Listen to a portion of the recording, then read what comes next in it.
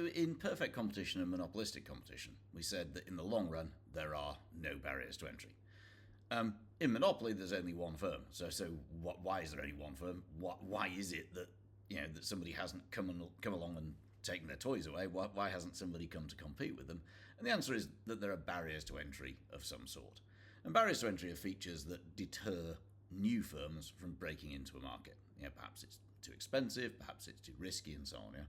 But the consequence of that is that whereas in monopolistic competition and perfect competition, only normal profit can be made in the long run, in monopoly, the long run is the short run. So what that means is that unless you're a very incompetent monopoly, then you would be expecting that at the profit maximizing output. So again, step 1, find MC equals MR.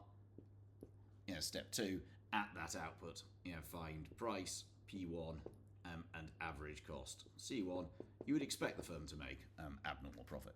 So what are the features that make it difficult to break into the market? And if you're asked about this, it's very important to kind of link that feature to why it's difficult to break in.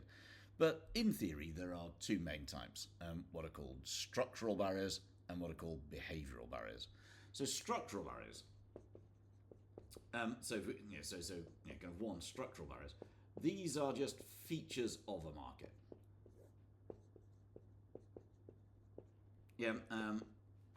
It's not deliberate. So it's features of a market that what they do, they increase cost to an entrant, or they increase the risk, to an entrant. So it's not anything the firm's doing. It's just that some firms are naturally difficult to break into. So this could be because there are very high setup costs. So if you want to break into the train industry, you're probably going to need some trains. If you want to break into the pharmaceuticals industry, you're going to need some drugs. But that's going to cost literally billions and billions of dollars to bring them to market, and therefore not everybody can do that. It's just very, very expensive. Some markets are based around networks. Think about something like kind of Insta, something like that. Oops.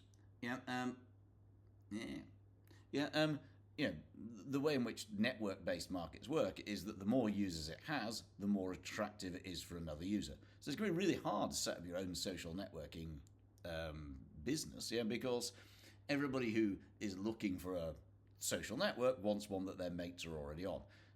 So a network is one where the value to an extra user increases as there are more users. So an increase in the number of users increases the value to an extra user, and then you get this kind of snowball effect. So kind of other things. It's the obvious one is something like just economies of scale. If we're just very, very big, then costs are going to be far below those of an entrant. That's not particularly deliberate. It's just that some markets, they have, especially obviously natural monopolies. Some markets are just difficult to break into. So that's what we mean by structural barriers. The slightly more interesting ones are what are called behavioural barriers. And the answer there is kind of in the title. So it's deliberate actions. It's behaviour. It's deliberate actions by firms. So it's deliberate actions by existing firms and this applies to oligopoly as well, by the way, which is why I'm saying firms. It applies to both oligopoly and monopoly. They're deliberate actions by existing firms, to deter entry.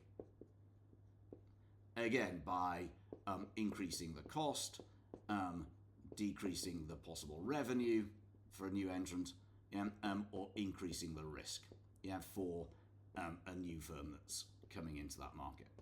So what sort of things? What sort of things can you do?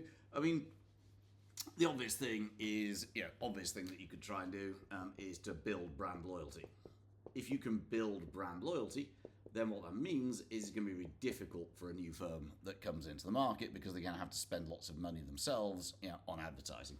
So if you have already spent money on advertising, or alternatively, you have filled what we might call product space, by product space, I just mean that you've covered, it's like in something like the confectionery industry, you've covered every different type of chocolate, kind of chocolate type, chocolates with caramel, chocolate with dark chocolate, light chocolate, salted chocolate, sweet chocolate, milk chocolate, chocolate with biscuit, chocolate with caramel, chocolate with da da da da.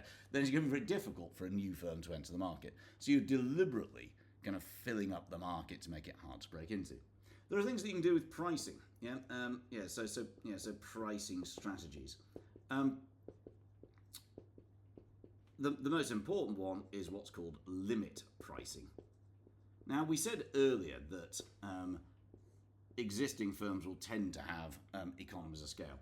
So let's suppose that's the long run average cost curve for the market, and that's the short run average cost curve for our existing firm. So the existing firm has a low short run average cost curve because of economies of scale. Any sort of new entrant is obviously going to have to come in at a smaller scale. I mean, it's just life, isn't it? You can't break in, at the same capacity as existing firms, and as a result, you're not going to have those economies of scale. But that's not, so that's a possible entrant. That's not. I mean, that we could argue that as an economy of scale. Sorry, as a barrier to entry itself. But the point about limit pricing then is the profit maximizing price might be really high. But what a firm might decide to do, the existing firm, is to set a price here.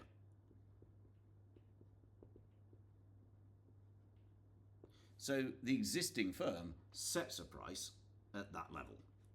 It's above their average costs, not the profit maximizing price. The profit maximizing price would probably be higher.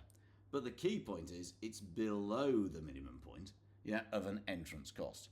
So an entrant, a potential entrant at least, can kind of say, well, there's no point in me trying to break into this market because I'm going to make a loss. And maybe I'm going to make a loss for so long, that it doesn't make any sense, to actually try and break into that market. So, a different strategy might be, if somebody does enter, you want to send a message to other potential entrants. A different strategy linked to this, is what's sometimes called predatory pricing.